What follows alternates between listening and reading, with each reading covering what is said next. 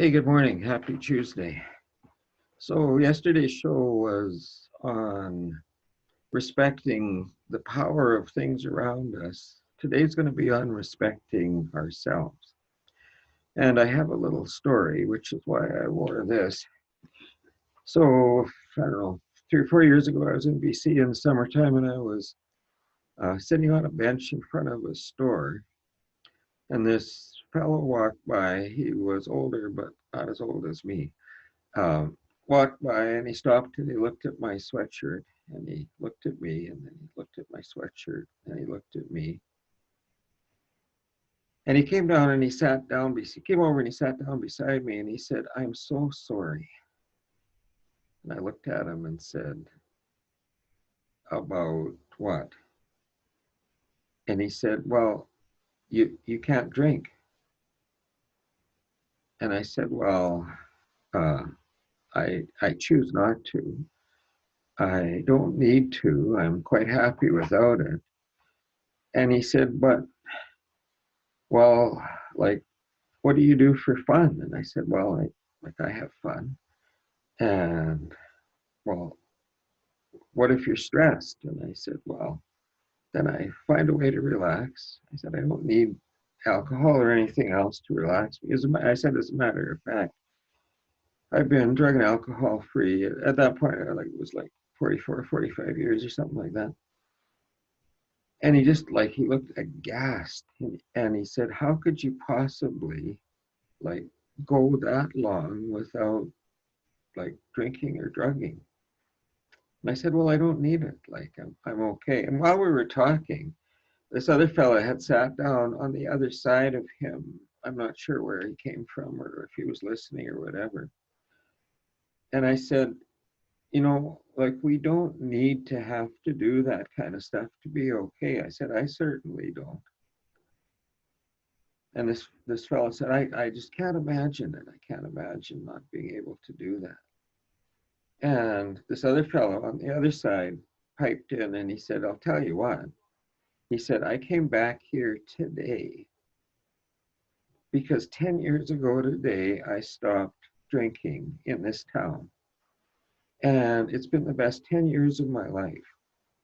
And anyway, so that's the story. But the point is, like, we need to be okay with ourselves. We need to work on stuff so that we are okay with ourselves. And would I have been able to do that when I was like 15 or 16? Not a chance.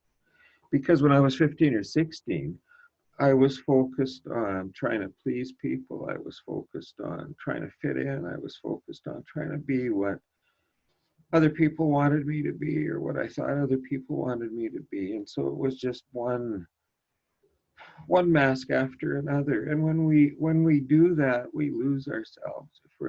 If we're not honest with ourselves, if we're not um, authentic about who we are and how we are, uh, we don't feel okay. We don't feel safe in ourselves. And if you followed these videos for the last couple of months, one of the themes, one of the things is being safe. Like, we have to feel safe. And if we feel like we don't fit in, we don't feel safe. And if we feel like we're not good enough, we don't feel safe. So developing the idea that we are okay is important, and it's a practice. It's something that we have to learn how to do. So I'm going to share this with you. I gotta click this. I'm still desperately waiting for somebody to tell me an easy way to do this. But in the meantime, we'll just carry on here. Okay, so self-respect.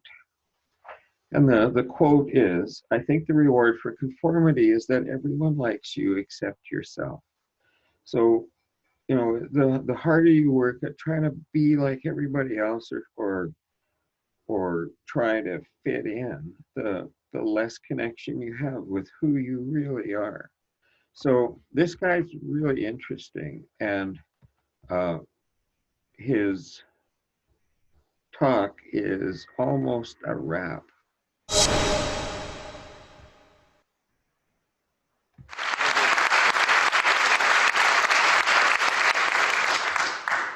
I'll start to explain it.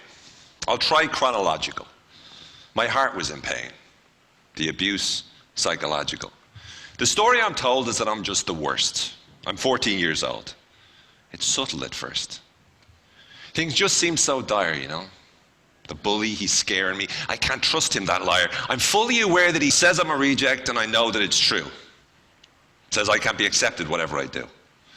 I'll suffer lost and alone till the day that I die. At what cost? He says, Owen, maybe you should try to write a suicide note.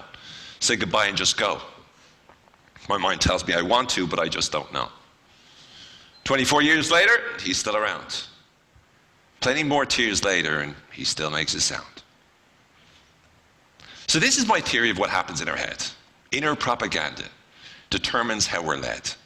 We influence ourselves in the very same way as we're influenced by others every single day. If we can stop propaganda from being able to work, we can also stop listening to this inner jerk. Now, I studied behavioral economics, NLP, psychology, Bob McKee's Storynomics, and, well, even neurology. I traveled to North Korea, Rwanda, and the US. I even studied Irish history, searching for the best examples of propaganda that I could find to explore how it's used to manipulate the mind. Now, I believe that propaganda is basically a war of voices that controls our mind and dictates our choices. The weapons of this war are the power of words. They're made up of stories made with nouns and with verbs. Now, the consequences are really quite chilling, because behind every bomb and every mass killing are the voices that cause us to create hell. And we've got voices in our head that do that as well. They do what they can to attack us, you see, because they know we don't often think rationally. But how come? I mean, with all the information that we have at our disposal, how are some still convinced of any crazy proposal? Well, this is how it works. The media put out the lies, social media comes along, and we polarize. We find ourselves stuck still to our positions, like we're the convicts of our own convictions. Now, the voices that we hear are loud, certain, and clear. They're emotional or down or full of fear. They often dominate our internal chatter, like we're lost inside some inner rap battle. We feel what we feel, then the beat kicks in. And that's when the thought war starts to begin.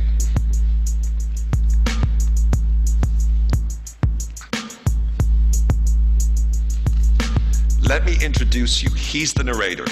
I'm the good voice. To my right is the hater.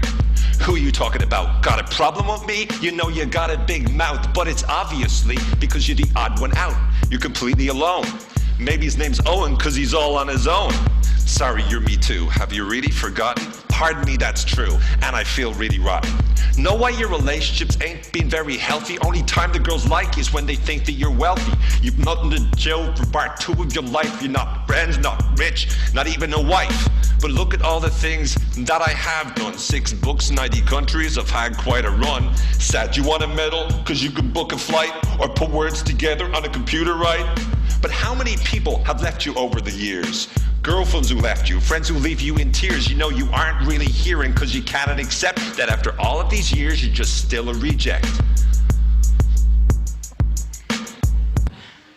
I'm not just having a midlife crisis on stage. I do have an important point that I believe needs to be made. You see, you convince yourself of what you think is true via this inner battle that happens inside of you. Now, he compares you to others and he makes you feel bad. He makes you guilty or angry or fearful or sad. He lies about what to do, finds ways to affect you. But why is this true? How does he misdirect you? Well, let me explain how we make mistakes. Our brains are efficient. There are no second takes. We create shortcuts in how we process our lives. We jump to conclusions and we generalize. Now, confirmation bias, that means we just want to be right. Contradicting items, we delete them out of sight and we only hold on to what we think is true. Information from the world then becomes skewed. Now, biases affect us like our feelings do, and they bias and direct what we're seeing too. For example, if you're in a terrible mood, it's easy to be depressed, anxious, or rude. Now, we rely on certainty in being right. We survived because we knew when to run, hide, and fight. Our fears and negative emotions, they keep us alive. They make us better and stronger, and they help us to thrive.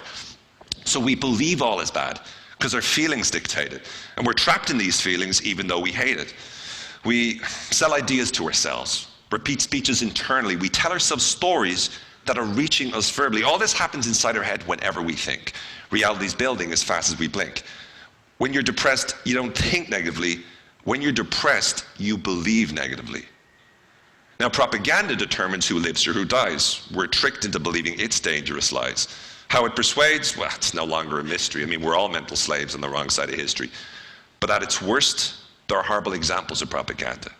My heart nearly burst when I went to Rwanda. The Memorial Museum showing what they went through. So many Tutsis killed in cold blood by Hutu. 1 million people murdered by machete. Gorgeous little children. I mean, these were just babies. I could not get the images out of my head of all those beautiful little children lying there, dead.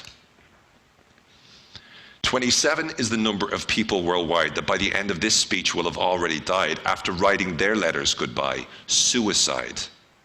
They decide to lie down. Genocide of the mind. The key to combating this kind of war is by pushing back, asking questions that challenge them, going on the attack, refusing to accept it, choosing to reject it, making your voice loud in the way you project it. Explain how they're wrong, make your point strong, show why they're completely insane all along.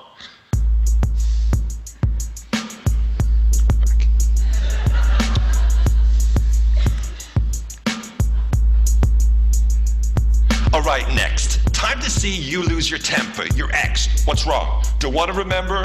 Why hasn't she sent a text? Where the hell is she? I think she's having sex. It's such a pity you were so pathetic when she walked out the door to a guy more athletic and so much more better than you. God, you love to berate me. You know that it's true. Do say why you hate me. You're weak, scared, too feminine. And what's with the rhyming? You're like Eminem without the skill, words, or timing. You're so insecure and yet you tell me you're not. Well, if you're so sure, maybe you forgot what I've done till now. How I've succeeded, I've tried reasoning with you. I've begged and I've pleaded for you to stop. And just let me be, I protect you a lot. Why can't you see? You wear everyone out, they're all tired of you. I'm not easy, no doubt, but hey, I'm tired of you too. Well, tough, someone has to stop you false hoping. How? By seeing lots of faults and just moping? Sadness is needed. Well, Jesus, I agree, but no need for me to be endlessly abused. Could you please quit going over the top? I refuse to put up with it. Could you now please stop? We don't like being wrong, so we justify. We think that's being strong, but it's just a lie. You see, our beliefs that things won't work out leads to sadness, hurt, pain, and self-doubt. When you say that you suffer, you don't have control. Now, when you say that you struggle, though it does take its toll in the story and words that you use and create, you do get a chance to first choose your fate.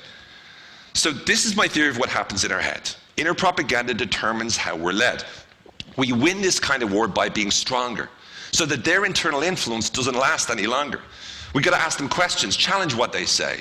How do you know that's true, and well, in what way? And the next time you find yourself feeling anxious or nervous, as Richard Bandler would say, start thinking on purpose. You see, you change your life more by the way you perceive it. If you create a new story and you start to believe it, not the victim or monster, be the hero, and you'll find a more useful meaning than the voice in your mind. No more begging, strong instead. The king is back and will reign. The Conor McGregor of your head. You back in charge of your brain.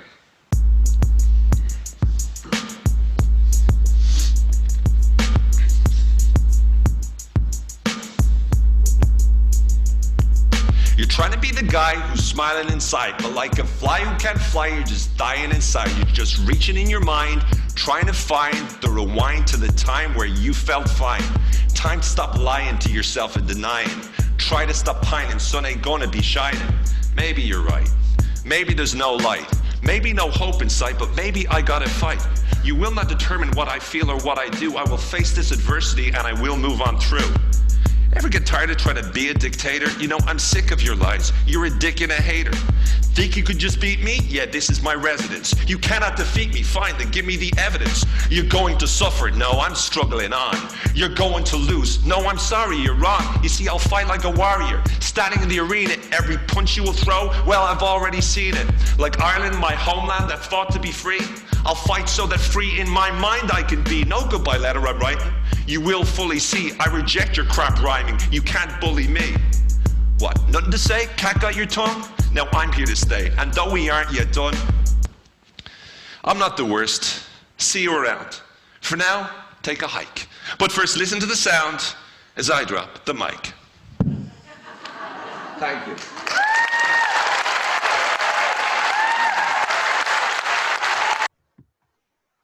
One too many. The voice in our head is amazing.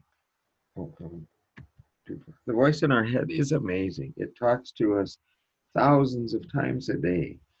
And if we don't pay attention, if we don't tell it to shut the heck up when we need to tell it to shut up, it just keeps yapping there. It's like we've created our own bully. Just like he said, we've created this own bully inside of our head that's beating us up. And I mean, those are the top 5 things that we tend to tell ourselves. I'm not worth it. There's no use. I can't do it. I'll never follow through, and people won't like me. Those aren't true, and we can change that. We've got the power to change our minds. Uh, uh, uh, uh, Attempting to do something, like trying to do that, like we be proud of ourselves. Even though it wasn't the outcome I'd hoped for, I learned a lot about myself. I still might have a way to go, but I'm proud of how far I have already come. If we can create that script in our mind, then we start to feel better.